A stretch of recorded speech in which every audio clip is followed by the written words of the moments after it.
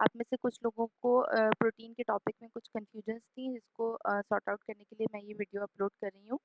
सबसे पहले chemistry of proteins and amino acid में आप ये चीज़ अंडरस्टैंड कर लें कि आपने कौन-कौन से टॉपिक्स कवर करने हैं। चैप्टर 6 फ्रॉम चैटर्जी आपको पूरा का पूरा चैप्टर कवर करना है, अनलेस वो topics for example alpha helix और बीटा प्लेटेड स्ट्रक्चर्स, जिसके अंदर मैंने जस्ट आपको ब्रीफली चीज़ें कवर करवाएंगे। जो चीज़ें ब्रीफली कवर करवाएंगे उनको ब्रीफली कवर करना है, जो रीड करने के लिए टॉपिक्स दिए हैं वो रीड करने हैं, और जो मैंने आपको क्लास में डिटेल में चीज़ें समझाई हैं वो आपको डिटेल में कवर करनी है, ठीक है। बट चैप्टर 6 आपको कम्प्लीटली पढ़ना है।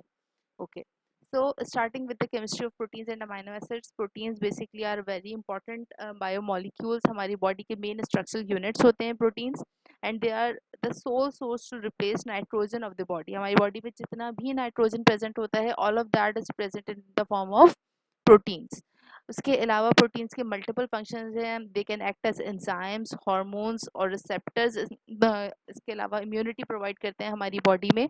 So proteins have multiple structures, but for now we are only concerned with the chemistry of proteins, their classification and their biomedical importance. ठीक है, जो biomedically important proteins के हमारे पास compounds available हैं, we will be discussing about only those. So chemically what are proteins? Proteins में आपको पता है कि दो तरह के दो तरह के functional groups present होते हैं, एक अमाइनो ग्रुप और दूसरा कार्बोक्सिलिक। उसके बाद हमने अमाइनो एसिड्स के बारे में, हम इंट्रोडक्शन ऑफ प्रोटीन्स हमने पढ़ा, उसकी बायोमेडिकल इंपॉर्टेंस हमने कवर की। उसके बाद we are going to discuss the configuration of amino acids, that is isomerism in amino acid. What is isomerism? Isomerism आपको पता है कि वो फिनोमेना है जिसमें कंपाउंड्स के मॉलिक्यूलर फार्मूला सेम रहते हैं बट उनके स्ट्रक्चर की ओरिएंटेशन चेंज हो जाती है, ठीक है। Amino acids show two types of isomerism: stereoisomerism and optical isomerism. Stereoisomerism is basically the position isomerism के position of functional group कहाँ पर है। पोजीशन ऑफ फंक्शनल ग्रुप मैंने आपको जब फिशर प्रोजेक्शन के बारे में बताया था, मैंने आपको कहा था कि कार्बोक्सिलिक एसिड ग्रुप को हम टॉप पे ड्रॉ करते हैं। उसके बाद हम देखते हैं कि अमाइनो ग्रुप अगर राइट पर है तो it will be a D amino acid, और अगर अमाइनो ग्रुप आपके लेफ्ट पर है तो it will be an L amino acid, ठीक है। अच्छा, अब क्योंकि जितने भी एसिमेट्रिक कार्बन्स होते हैं, all of those show optical isomerism. What is optical isomerism? कि जब प्लेन पोलराइज लाइट उस कंपाउंड में से पास होगी, उसके सॉल्यूशन में से पास होगी, तो वो लाइट जो है वो डिफ्लेक्ट हो जाएगी। और क्यों डिफ्लेक्ट हो जाएगी? Because of the presence of asymmetric carbon, ठीक है। एसिमेट्रिक कार्बन आपको पता है कि इसमें प्रेजेंट होता है। Let me show you.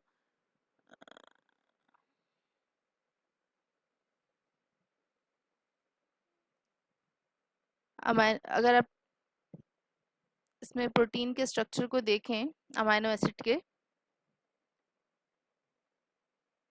here we have this, okay, if you look at this amino acid, तो इसके अंदर कार्बन के ऊपर एक तरफ कार्बोक्सिलिक एसिड ग्रुप है, एक तरफ अमाइनो ग्रुप है, एक तरफ मिथाइल और एक तरफ हाइड्रोजन। इट मींस कि कार्बन चारों तरफ से उसकी चारों वैलेंसीज डिफरेंट तरह के एटम सेटिस्फाई कर रहा है, ठीक है। तो इस तरह के कार्बन को हम क्या नाम देते हैं? एसिमेट्रिक कार्बन का।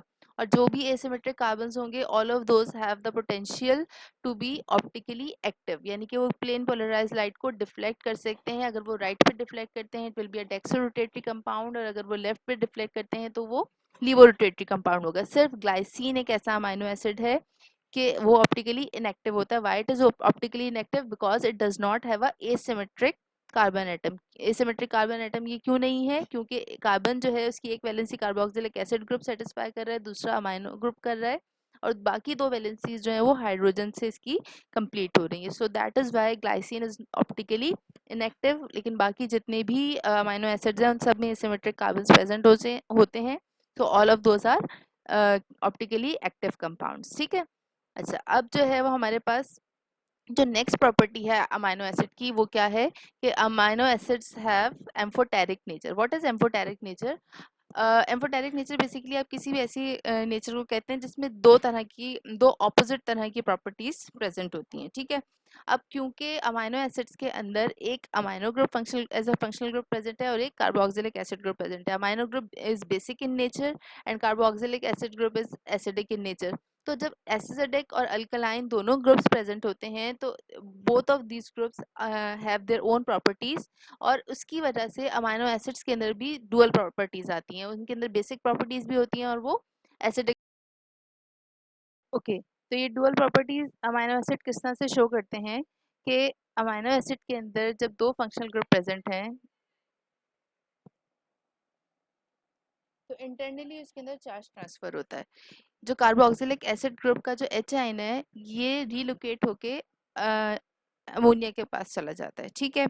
अच्छा, उसके बाद क्या होता है कि इंटरनल चार्ज ट्रांसफर के बाद अब इस वक्त at this condition it is existing as a zwitterion. Zwitterion आप ऐसे कंपाउंड को कहते हैं जिसके अंदर पॉजिटिव चार्ज भी प्रेजेंट हो और नेगेटिव चार्ज भी प्रेजेंट हो, बट वो दोनों इक्वल अमाउंट में हो और ओवरऑल कंपाउंड के ऊपर न्यूट्रल चार्ज हो, ठीक है। इस पे +1 और यहाँ पे -1 चार्ज है और दोनों जो है वो +1 और -1 मिलके इसको एज अ होल न्यूट्रल बना रहे हैं, ठीक है। तो इंटरनल चार्ज ट्रांसफर में अमाइनो एसिड इस तरह से एग्जिस्ट करते हैं।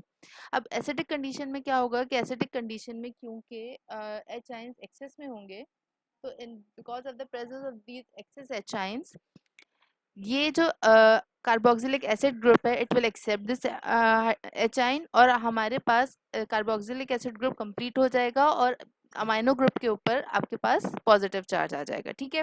सो in acidic condition amino acid is acting as a proton acceptor, ठीक है। और इसके बाद in case of basic condition क्या होगा, बेसिक कंडीशन में हमारे पास अगेन सेम सिचुएशन होगी कि इंटरनल चार्ज ट्रांसफर होगा, कार्बोक्सिलिक एसिड ग्रुप का एचाइन अमोनिया के पास NH2 के पास चला जाएगा, जिसकी वजह से दोनों के ऊपर चार्ज आ जाएगा, ठीक है। In alkaline condition hydroxyl ion is in excess, तो हाइड्रोक्सिल आयन के एक्सेस की वजह से क्या होगा कि यहाँ पे ये जो एच आइन एक्स्ट्रा है it will donate it H आइन टू दिस हाइड्रोक्सिल ग्रुप और ये मिलके वाटर का मॉलिक्यूल बना लेंगे यहाँ पे, और यहाँ पे अमोनिया के ऊपर से चार्ज खत्म हो जाएगा, it will form an amine amine group again, और यहाँ पे कार्बोक्सिलिक एसिड ग्रुप के ऊपर नेगेटिव चार्ज प्रेजेंट रहेगा, ठीक है। तो in alkaline group the amino acid is acting as a proton donor. So इस कंडीशन में क्या आप इसको यहाँ पे से देख के अंडरस्टैंड कर सकते हैं कि एसिडिक कंडीशन में अमाइनो एसिड अलग तरह की रिएक्शंस देता है और अल्कलाइन कंडीशन में अमाइनो एसिड अलग तरह के रिएक्शंस देता है। इट मीन्स कि जितने भी रिएक्शंस हम इन कंपाउंड्स के स्टडी करेंगे all of those depend upon the specific functional group.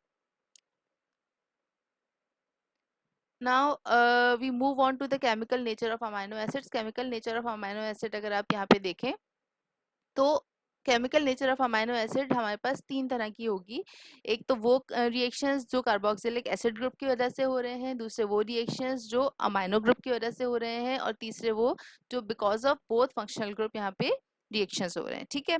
अच्छा, एक तो ये कि एक जो रेगुलर रिएक्शन होता है कि ईस्टर फॉर्मेशन विद अल्कोहल्स, ठीक है। कार्बोक्सिलिक एसिड ग्रुप्स जितने भी होते हैं all of those have the property to form esters with alcohols, ठीक है। हम स्पेसिफिक रिएक्शन की डिटेल में फॉर नाउ नहीं जा रहे, you only have to remember कि कौन से फंक्शनल ग्रुप की वजह से कौन सा रिएक्शन पॉसिबल होता है। We are not going into the detail of this reactions, we just have to remember what reactions are possible, ठीक है।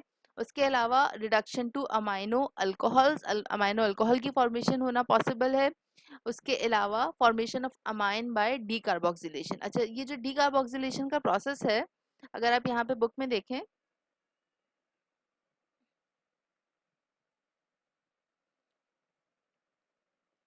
डीकार्बोक्सिलेशन का जो रिएक्शन है it requires a lot of heat energy to carry out this reaction, ठीक है। Decarboxylation का एक बहुत इंपॉर्टेंट प्रोसेस है जिसकी वजह से अमाइनो एसिड बॉडी में मेटाबोलाइज होते हैं। तो बॉडी में तो इतनी ज़्यादा हीट प्रेजेंट नहीं होती जितनी इस रिएक्शन के लिए रिक्वायर्ड है, तो ये रिएक्शन बॉडी में एंजाइम्स की हेल्प से कैरी आउट किया जाता है। यहाँ पे आप इसको देख लें, ठीक है। अमाइनो एसिड जब अमाइंस में कन्वर्ट होते हैं बिकॉज ऑफ डीकार्बोक्सिलेशन तो it requires barium hydroxide as a catalyst, और उसके अलावा इसके लिए हीट रिक्वायर्ड होती है। But in body both of these compound both of these factors are not present. इतनी ज़्यादा अमाउंट में हीट भी नहीं होती और बेरियम हाइड्रोक्साइड को भी प्रोवाइड करना पॉसिबल नहीं है। So in body we have decarboxylase enzyme जो कि ये रिएक्शन कैरी आउट करवाता है, ठीक है। अच्छा, उसके बाद हम वापस आ जाते हैं अपने इसके ऊपर रिएक्शंस के ऊपर। The next reaction is formation of amides from esters, ठीक है। अमाइनो एसिड सबसे पहले क्या करेंगे, अल्कोहल के साथ रिएक्ट करके ईस्टर्स फॉर्म करेंगे। उसके बाद उन ईस्टर्स से उनके अंदर अमाइड की फॉर्मेशन होती है। You can see it here,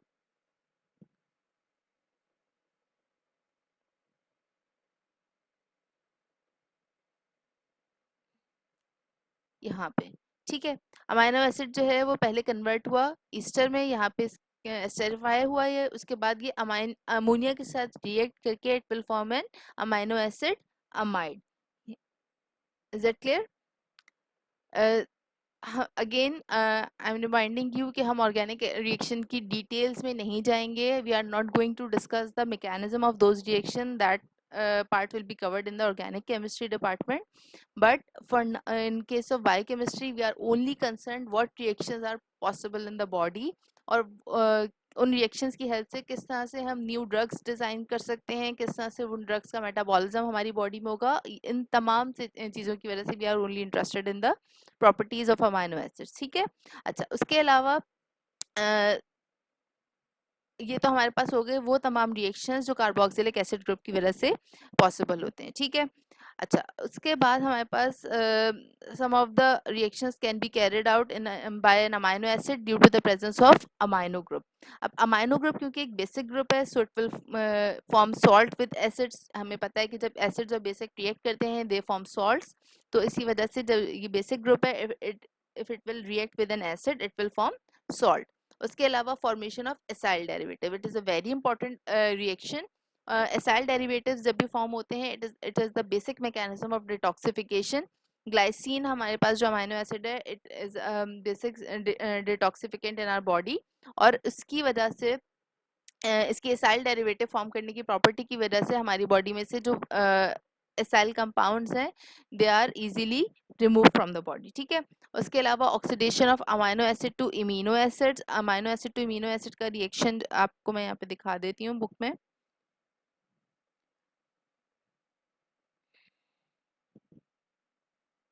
potassium permanganate और हाइड्रोजन पोटेशियम परमैंगनेट और hydrogen peroxide oxidizes the amino group and converts the amino acid into amino acid which react with water to form ammonia and alpha keto acid. ये वाला जो reaction है ये बहुत important reaction है. ये हमारी बॉडी में नाइट्रोजन लिबरेट करने के लिए यूज होता है. नाइट्रोजन के मेटाबॉलिज्म के लिए एक बहुत ज़्यादा इंपॉर्टेंट रिएक्शन है. ठीक है. Now the next one is amino acid react with carbon dioxide to form carbamino acid at alkaline pH. Specific color reactions होते हैं. आपने अपनी बायोकेमिस्ट्री की लैब में ये चीज़ें कवर की होंगी कि आप किस तरह से कलर रिएक्शन की बेसिस पे प्रोटीन्स को आइडेंटिफाई करते हैं. ठीक है. अच्छा, चिलेशन विद हैवी मेटल, ये जो दोनों अमाइनो कार्बोक्सिलिक एसिड ग्रुप और अमाइनो ग्रुप इन दोनों के अंदर कोऑर्डिनेट कोवेलेंट बॉन्ड्स बनाने की प्रॉपर्टी प्रेजेंट होती है. Because of this property they are able to form chelates with heavy metals. Coordinate covalent bond क्या होता है कि आपके पास एक ही जो शेयरिंग होती है वो किसी एक ही कंपोनेंट की तरफ से होती है. और हैवी मेटल्स क्योंकि पॉजिटिवली चार्ज कंपोनेंट्स होते हैं, so they are able to form coordinate covalent bond with amino acids. ठीक है. और इस चिलेशन की प्रॉपर्टी की वजह से क्या होता है कि जो हैवी मेटल्स होते हैं हमारी बॉडी के लिए टॉक्सिक होते हैं. We can experience heavy metal poisoning because of the presence of these compounds. तो अमाइनो एसिड्स उनको बॉडी से रिमूव करने में एक बहुत इंपॉर्टेंट रोल प्ले करते हैं. ठीक है. Okay, so the next topic in this series is classification of protein. Protein की क्लासिफिकेशन के हमारे पास तीन बेसिस होती हैं. We can classify the proteins on the basis of their shape and size, on the basis of their functional properties and on the basis of solubility and physical properties. ठीक है. इसमें जो हमारे पास let me get to that point. Yes, here. Classification of protein हमारे पास तीन तरह की है. On the basis of shape and size, on the basis of functional properties and on the basis of solubility and physical properties. इसमें जो shape और size है उसकी बेसिस पे हम प्रोटीन को दो पोर्शंस में क्लासिफाई कर सकते हैं कि when axial ratio of length to width of a protein is more than 10 it is called fibrous protein. अगर जैसे उसका रॉड लाइक स्ट्रक्चर होगा, उसकी लेंथ ज़्यादा होगी और विड्थ उसकी कम होगी, those type of proteins are called as fibrous proteins. और अगर उसका सर्कुलर अपीयरेंस होगा यानी लेंथ और विड्थ उसकी ऑलमोस्ट सेम होगी या उनका रेशियो बहुत कम होगा, तो those type of proteins are called as globular proteins. ठीक है. अच्छा, जब हम प्रोटीन्स को शेप और साइज की बेसिस पे क्लासिफाई करते हैं that doesn't tell us much about their chemistry और देयर फंक्शनल प्रॉपर्टीज. तो क्लासिफाई करने का असल मकसद ये होता है कि हम एक क्लास के किसी एक कंपाउंड के बारे में पढ़ लें और उसके इसकी वजह से हमें पूरी क्लास के बारे में इंफॉर्मेशन मिल जाए। तो ये जो फाइब्रस और ग्लोबुलर प्रोटीन वाली क्लासिफिकेशन है, इससे हमें प्रोटीन्स के बारे में शेप के अलावा कोई और इंफॉर्मेशन नहीं मिलती। ठीक है। अच्छा, जो सेकेंड सी क्लासिफिकेशन है on the basis of functional properties, के आप प्रोटीन को क्लासीफाई करते हैं उनके physiological function की basis पे। For example, the proteins which are taking part in immunity, they are called as defense protein। या अगर कोई प्रोटीन्स हैं जो स्केलेटल मसल्स में मूवमेंट कराने के लिए पार्टिसिपेट कर रहे हैं, तो उसको आप कॉन्ट्रेक्टाइल प्रोटीन्स का नाम दे रहे हैं, या respiratory proteins. Again this classification is very much useful, but from physiological point of view हमें अगेन प्रोटीन की केमिस्ट्री के बारे में कोई ऐसी इंफॉर्मेशन नहीं मिल रही। So from biochemical point of view जो सबसे इंपॉर्टेंट क्लासिफिकेशन है, that is on the basis of solubility and physical properties. ठीक है। सॉलिबिलिटी और फिजिकल प्रॉपर्टीज की बेसिस पे हमने प्रोटीन को तीन पोर्शंस में डिस्टिंग्विश किया हुआ है। The first one is simple proteins. These are proteins which on complete hydrolysis yield only amino acids. ठीक है।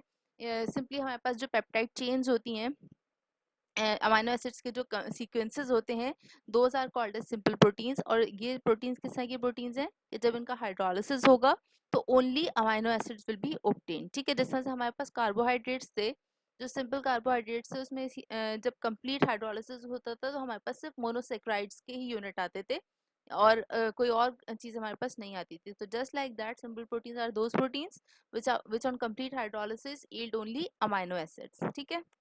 Now the next one is conjugated protein. Conjugation अब तक आपको समझ में आ गई होगी, when something is combined with another thing. ठीक है।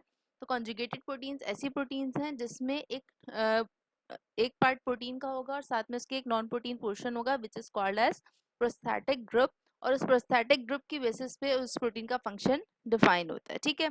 एक तो उसके अंदर अमाइनो एसिड प्रेजेंट होगा, which is the proteinaceous portion, और उसके साथ उसके अंदर एक नॉन प्रोटीनियस पोर्शन होगा, which is called as prosthetic group. ठीक है। Now the third one is drive protein. Just like drive lipids, drive proteins भी हमारे पास वो प्रोटीन्स हैं जो या तो एज अ प्रिकर्सर प्रोटीन के तौर पे एक्ट करेंगे, या जो आफ्टर हाइड्रोलिसिस और after some reaction they give us protein structures. ठीक है। तो उस तरह की कंपाउंड्स को हम नाम देते हैं ड्राइव प्रोटीन्स का। So simple proteins, conjugated proteins and derived proteins are three basic classification of proteins which are most important for biochemical point of view. और ये किस बेसिस पे क्लासीफाई हुई हुई, on the basis of their solubility and physical properties. ठीक है। अच्छा, simple protein को डिस्कस करने के लिए मैंने एक ये टेबल बनाया था जिसको आप बहुत इजीली अंडरस्टैंड कर सकते हैं। इसमें आपके पास simple proteins, conjugated proteins and derived protein की फर्दर क्लासिफिकेशन गिवन है कि सिंपल प्रोटीन्स क्या होती हैं। प्रोटामीन्स, हिस्टोन्स, एल्बुमिन्स, ग्लोबुलिन्स, ग्लाइडुलिन्स, ग्लूटेलिन्स, स्क्लेरोप्रोटीन्स और एल्ब्यूमिनाइड्स। ठीक है। इसी तरह से हमारे पास अगर सिंपल प्रोटीन के हम डिटेल में जाएं, क्योंकि हमने बात की थी कि जो सिंपल प्रोटीन्स हैं they are basically subclassified on the basis of their solubilities and heat coagulation property. हम ये देखते हैं कि सिंपल प्रोटीन की जो फर्दर क्लासिफिकेशन है, दैट इज बेस्ड अपॉन कि वो किस तरह के केमिकल्स में सॉल्युबल हैं और वो हीट से कोagulate होते हैं या नहीं होते। What is coagulation? जैसे फॉर एग्जांपल जब आप एग फ्राई करते हैं या एग को बॉईल करते हैं, तो हीट मिलने पे वो जो प्रोटीन होती है वो सॉलिडिफाई हो जाती है। This solidification is called as heat coagulation. ठीक है। Basically coagulation is the type of solidification, और हीट की वजह से हो रही है तो हम इसको हीट कोagulation का नाम दे रहे हैं। ठीक है। अच्छा, प्रोटीन की जो सब क्लासिफिकेशन है, इसमें सबसे पहली क्लास हमारे पास है प्रोटामीन्स। प्रोटामीन्स जो है वो बेसिक प्रोटीन्स हैं। इसका पीआई जो है, आइसोइलेक्ट्रिक पीएच इसकी है 7.4। इट मींस कि एट पीएच 7.4 प्रोटामीन्स के अंदर पॉजिटिव आयंस और नेगेटिव आयंस इक्वल होंगे। ठीक है। जो इसके अंदर एसिडिक ग्रुप्स हैं और जो बेसिक ग्रुप्स हैं, बोथ विल बी इक्वल। ये इसकी कौन सी पीएच है? Iso electric pH. ठीक है। अच्छा, इसकी सॉल्युबिलिटी किस किस में है? वाटर में, डाइल्यूट एसिड में, अल्कलीज में एंड डाइल्यूट अमोनिया में। ठीक है। It is non coagulable by heat. It means कि ये हीट मिलने पे सॉलिडिफाई नहीं है। Now the next class is histones. Again, histones are also basic in nature. Their solubility is in water, dilute acids and salt solutions. इसमें difference देख सकते हैं कि histones और protamines में protamines are soluble in dilute alkalis and dilute ammonia as well, but histones are not soluble in dilute alkalis and ammonia, ठीक है। अच्छा, इसकी heat coagulation, they do not readily coagulate, it means they may coagulate but they do not coagulate, like they do not do it spontaneously, कि ऐसा नहीं होता कि heat मिली और फॉरन वो सॉलिडिफाई हो गए, बट अगर उनको बहुत ज़्यादा हीट दी जाए then only they might coagulate, ठीक है।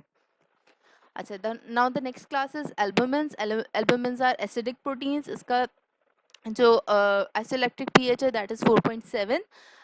Solubility of albumins is in water and dilute salt solutions and it is coagulable by heat.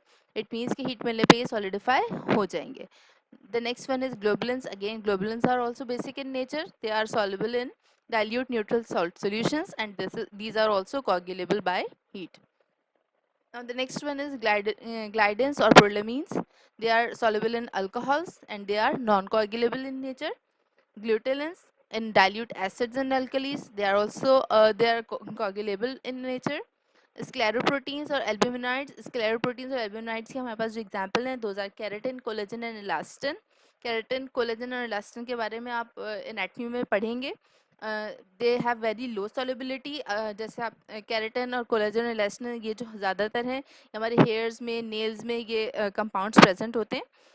And you know it very well कि even जो सॉरी बायोडिके होता है उसके बावजूद ये कंपाउंड जो है ये जो हमारे कंपोनेंट्स हैं बॉडी के, दे डू नॉट डीके। तो दीज आर इसका रीज़न यही होता है कि दीज कंपाउंड्स है वेरी लो सॉलिबिलिटी। तो जब लो सॉलिबिलिटी होती है तो इनकी रिएक्टिविटी भी इतनी ज़्यादा नहीं होती जिसकी वजह से उनका डीके भी पॉसिबल नहीं होता। And they are non coagulable by heat. So this was all about the simple proteins. Now the conjugated proteins. Conjugated proteins are simple proteins combined with a non-protein group called as prostatic group. Protein part is called as apoprotein and entire molecule is called as hollow protein. ठीक है। conjugated protein में जैसा से मैंने अभी आपको थोड़ी देर पहले भी ये बात बताई थी कि conjugated protein में कुछ पोर्शन जो है वो प्रोटीनियस होगा और कुछ पोर्शन उसका नॉन प्रोटीनियस होगा, which is called as prosthetic group. Overall conjugated proteins को आप हॉलो प्रोटीन्स का नाम भी दे सकते हैं। These are nucleoproteins, mucoproteins, glycoproteins, chromoproteins, phosphoproteins, lipoproteins and metalloproteins. जितनी भी कॉन्जुगेटेड प्रोटीन्स हैं उन सब के नेम में ही आपको इंडिकेटिव है कि उसमें नॉन प्रोटीनियस पोर्शन क्या होगा। For example, in case of nucleoproteins you have nucleic acid as the prosthetic group. Nucleic acids आपके पास दो तरह के होते हैं, इट कैन बी डीएनए और आरएनए। तो अगर न्यूक्लियर प्रोटीन्स हैं तो इसमें प्रोटीन का पोर्शन होगा प्लस उसका जो प्रोस्थेटिक पोर्शन है that is nucleic acid. In case of mucoproteins, which are also called as mucoids contain large quantity of hexosamine and acylated hexosamine. ठीक है, इसके अंदर कार्बोहाइड्रेट पोर्शन प्रेजेंट होगा, that is why it is called as mucoproteins. अच्छा, mucoproteins और glycoproteins both will have carbohydrate portion as prosthetic group, but in case of mucoprotein the carbohydrate portion content will be more than 4% and in case of glycoprotein the carbohydrate portion will be less than 4%. So ये सिर्फ म्यूकोप्रोटीन्स में और glycoproteins में percentage का difference होगा.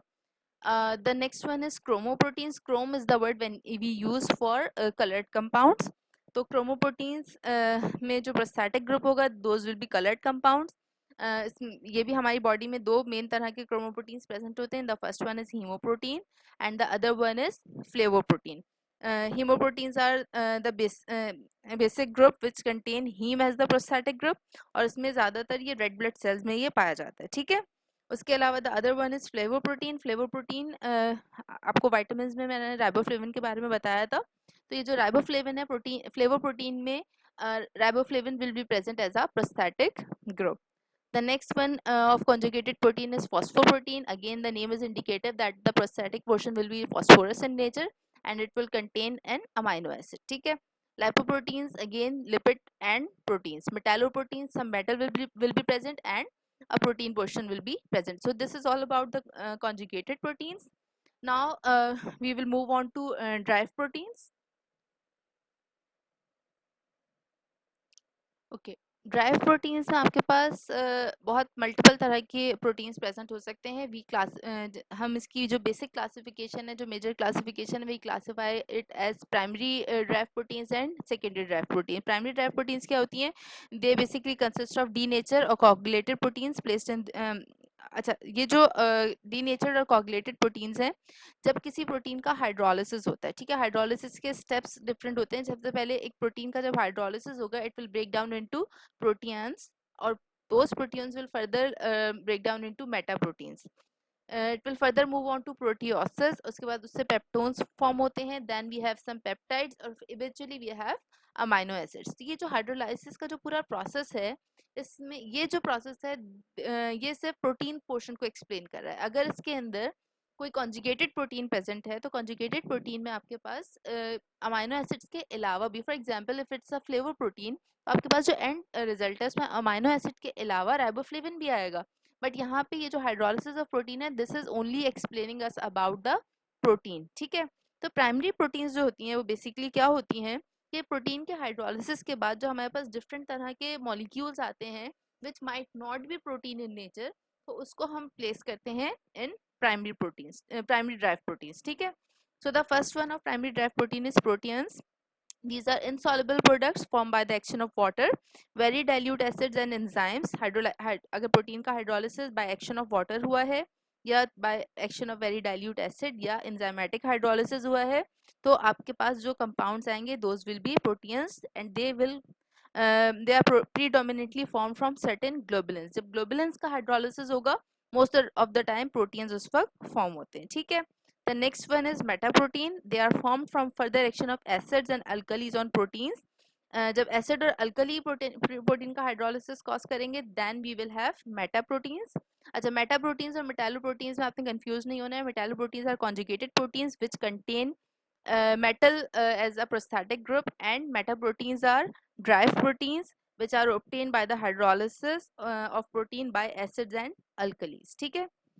Now the next one we have coagulated proteins. These coagulated proteins are insoluble products formed by the action of heat or alcohol or native protein. अच्छा, protein के अंदर ये प्रॉपर्टी होती है whenever it is exposed to heat और alcohols, they are coagulated, ठीक है। तो ये जो coagulative product हमारे पास आएंगी, coagulated products हमारे पास आएंगे which are insoluble in nature, जो further इनका हाइड्रोलिसिस भी पॉसिबल नहीं है। So those will be termed as coagulative drive protein, ठीक है। Now the next one is next class is secondary drive protein. These are the proteins formed by the progressive hydrolysis of protein at their peptide linkage. So this is a very important point कि यहाँ पे जो मैंने आपको ये पूरा cycle बताया hydrolysis का, ये हाइड्रोलिसिस का साइकिल फॉलो करता है कि ये जो जितना भी हाइड्रोलिसिस हो रहा है that is taking place at the peptide linkages. जब भी प्रोटीन का ट्रू प्रोटीन का हाइड्रोलिसिस होगा या सिंपल प्रोटीन का हाइड्रोलिसिस होगा, that will take place at the peptide linkages. तो पेप्टाइड लिंकेजेस की वजह से जो हाइड्रोलिसिस, पेप्टाइड लिंकेज ब्रेक होने की वजह से जो हाइड्रोलिसिस हो रहा है, that will give rise to secondary derived protein, जिसकी क्लासेस हमारे पास क्या क्या है? प्रोटियोसिस, जिसको आप एल्ब्यूमोसिस का नाम भी देते हैं, पेप्टोन्स और peptides. Now what are proteoses? These are the hydrolytic products of protein which are soluble in water and are coagulated by heat. Again आप इस पे फोकस करें कि यहाँ पे भी हमारी जो क्लासिफिकेशन है that is dependent on the solubility properties and heat coagulation properties, ठीक है। सो proteoses are the hydrolytic products which are soluble in water and coagulated by heat. Next one is peptones. Peptones are hydrolytic products which are soluble in water but not coagulated by heat. And the next one is peptides. Peptides are composed of only a small number of amino acids joined as peptide bonds. ज़्यादातर हमारे पास बहुत ही छोटी सी chain होती है peptide bond, peptide chain, जिसमें 2 से 6 तक amino acids present होते हैं, and that is called as peptide chain. अच्छा, ये पेप्टाइड चेन्स वैसे आपके पास बहुत लॉन्ग भी हो सकती हैं, बट हम यहाँ पे बात कर रहे हैं जो आफ्टर हाइड्रोलिसिस आपके पास पेप्टाइड चेन आती है, तो that is usually very small, ठीक है। So here we have completed the classification of protein based on their solubility and heat coagulation properties. इसमें आपको जो ज़्यादा फोकस करना, क्लासिफिकेशन आपके लिए तीनों इंपॉर्टेंट है, शेप और साइज की बेसिस पे भी, फंक्शनल प्रॉपर्टीज की बेसिस पे भी, but from biochemical point of view we are more focused on the chemistry of proteins. So chemistry point of view से these are divided into simple proteins, conjugated proteins and derived proteins. Okay, so the next topic is peptide linkages and glycosidic linkages. Peptide linkage मैंने इससे पहले भी आपको explain किया था कि amino acids जब आपस में connect होते हैं, they are connected by the help of peptide linkage. इसी तरह से कार्बोहाइड्रेट्स में जब हमने बात की थी तो carbohydrates are connected with each other through glycosidic linkages. अगर हम लिपिड्स की बात करते हैं तो lipids are connected with each other through ester linkages. ठीक है, तो हर तरह के जो लिंकेजेस में जो डिफरेंसेस होते हैं, बेसिकली ये बॉन्ड्स के डिफरेंस डिसाइड करते हैं कि एंजाइम्स किस तरह से एक्ट करेंगे. फॉर एग्जांपल, जो एंजाइम्स कार्बोहाइड्रेट की हाइड्रोलिसिस करवा रहे हैं वो प्रोटीन की हाइड्रोलिसिस क्यों नहीं करवाते? Both are organic molecules.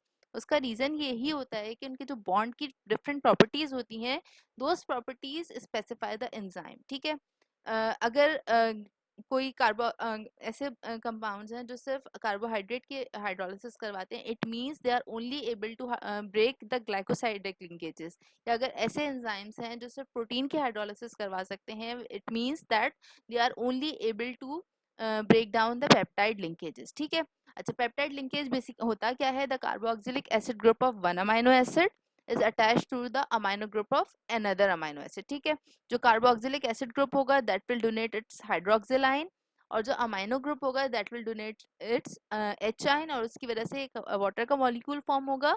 And this carbon and this nitrogen will combine with each other. ठीक है, ये जो पेप्टाइड लिंकेज है that is basically a C N linkage. ठीक है, सी एन इसको बॉन्ड भी कहते हैं पेप्टाइड लिंकेज को. इसी तरह से अगर आप इसको कंपेयर करें, how it is different from the glycosidic linkage. Glycosidic linkage is basically a covalent bond that takes place between two carbons which can be O linked और N linked. अगर आपको याद होगा तो हमारे पास जो ग्लाइकोसाइडिक बॉन्ड्स थे, those bonds were form between ring shape sugar molecules. हमारे पास जो रिंग की फॉर्म में शुगर का मॉलिक्यूल होता था वो कंडेंस होके बनाता ग्लाइकोसाइडिक लिंकेज फॉर्म करता था. और ये जो बॉन्ड फॉर्म होता था वो किसके बीच में फॉर्म होता था? It was between an alcohol and an anomeric carbon of sugar. आमतौर पे एक एनोमेरिक कार्बन जो शुगर का होता था that took part in the reaction, और एक आपके पास उसमें अल्कोहल इन्वॉल्व होता था और एक उसके अंदर एनोमेरिक कार्बन इन्वॉल्व होता था. Sometime if it was an amino sugar तो उसमें आपके पास अमाइन ग्रुप भी इन्वॉल्व हो सकता था रिएक्शन में. और glycosidic linkages are basically of two types, they can be O linked और एन लिंक्ड. यानी कि अगर वो अल्कोहल के थ्रू बने हैं तो those will be O linked, और अगर वो अमाइन के थ्रू बने हैं तो those will be N linked. ठीक है, तो पेप्टाइड लिंकेज में आपके पास किस तरह की बॉन्डिंग आ रही है? पेप्टाइड लिंकेज में आपके पास जो बॉन्डिंग है that is between carbon and nitrogen, C N linkage इसके अंदर फॉर्म होगा. ठीक है, अच्छा, जब टू अमाइनो एसिड ज्वाइन होंगे it will be called as a dipeptide bond. अगर इसी तरह से अगर चेन बढ़ती जाएगी it will be a N number of peptide bond present. ठीक है, अच्छा, so characteristics of peptide bond. Characteristics क्या क्या है peptide bond के? The CN backbone bond in each peptide group have some double bond character and do not rotate. जो double bonds होते हैं, for example here you have a double bond carbon और oxygen के बीच, इसमें rotation की property नहीं होती. क्यों नहीं होती? क्योंकि इसमें जो कार्बन और ऑक्सीजन है ये दो ऑर्बिटल्स को आपस में कनेक्ट किए हैं. ठीक है, अगर आपको sp हाइब्रिडाइजेशन याद हो कार्बन की तो उसमें आपको इसको आप इससे रिलेट कर सकते हैं कि दो डिफरेंट एक्सिस के ऑर्बिटल्स हैं जो आपस में कंबाइन हो रहे हैं, that limits the rotation property. ठीक है, तो ये जो कार्बन और नाइट्रोजन है, क्योंकि कार्बन डबल बॉन्ड की वजह से यहाँ पे फिक्स्ड है, so that is why this nitrogen is also fixed है कि जो सी एन बैकबोन है ये इतनी ज्यादा रोटेट नहीं होती, it is mostly fixed on its axis. ठीक है, the next, the other backbone bonds designated as C alpha N and C alpha C are theoretically free to rotate since they are true single bonds. अच्छा, अब यहाँ पे ये जो bonds हैं, ये वाला bond और ये वाला bond, ठीक है, ये दोनों जो बॉन्ड्स हैं ये ट्रू सिंगल बॉन्ड्स हैं, और इनको आप थ्योरेटिकली ऐसा हम अज्यूम करते हैं that these are free to rotate, but actually ऐसा नहीं होता। उसका रीजन क्या है? क्योंकि आर ग्रुप जो अटैच है अल्फा कार्बन के ऊपर, दिस कार्बन, अगर इसके ऊपर जो आर ग्रुप अटैच्ड है अगर ये बहुत बड़ा है तो again this carbon is fixed, ठीक है। अगर इतनी लंबी चेन के साथ ये अटैच्ड है तो इसके पास ये प्रॉपर्टी नहीं होगी कि ये इसको रोटेट कर सके, ठीक है। तो ओवरऑल ये पूरा ही मॉलिक्यूल जो है वो रोटेशन नहीं कर सकेगा, ठीक है। अच्छा, if these bonds are rotated in relation to each other, angles will be formed where the two H atoms of the peptide bond would overlap each other and obstruct free rotation, ठीक है। अगर यहाँ पे rotation होगी तो ये जो hydrogens हैं ये एक दूसरे के ऊपर ओवरलैप होंगे और इस ओवरलैपिंग की वजह से अगेन रिपल्जन होगी और रोटेशन इतना ज़्यादा इजीली कैरी आउट नहीं हो सकती, ठीक है। अच्छा, angle of rotation of the C alpha N bond is called as phi angle. ये वाला जो एंगल ऑफ रोटेशन है that is called as, sorry, this one, ये वाला जो एंगल ऑफ रोटेशन है C alpha N, this is called as phi angle, और ये वाला जो एंगल ऑफ रोटेशन है जो सी और सी के बीच में है that is called as psi angle. ये जो इसके एंगल्स के नाम हैं these are basically named by a scientist, Indian scientist था इसका, रामचंद्रन एंगल्स।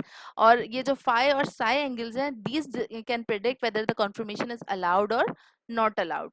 ये इसका मतलब क्या है? हमारे पास जो प्रोटीन्स होती हैं बॉडी में, इन प्रोटीन के अंदर एक प्रॉपर्टी होती है कि ये अपनी कंफर्मेशन, अपनी शेप, अपना अपना एंगल्स चेंज कर सकते हैं, ठीक है। इसको हम एंजाइम्स के टॉपिक में मजीद डिटेल में डिस्कस करेंगे कि इसकी शेप की चेंजेस से हमें क्या फ़ायदा होता है या बॉडी को क्या फ़ायदा होता है। तो यहाँ पे हम क्योंकि हमारी बॉडी में जो एंजाइम्स हैं, जो रिसेप्टर्स हैं, most of those are protein in nature, तो ये जो फ्लेक्सिबिलिटी है प्रोटीन के स्ट्रक्चर में that is very much important to understand, ठीक है। कि अगर आपको ये समझ में आ जाए कि प्रोटीन के अंदर कहाँ कहाँ फ्लेक्सिबिलिटी है, कहाँ कहाँ आप उसके स्ट्रक्चर को मॉडिफाई कर सकते हैं, that helps you in designing the drugs, ठीक है।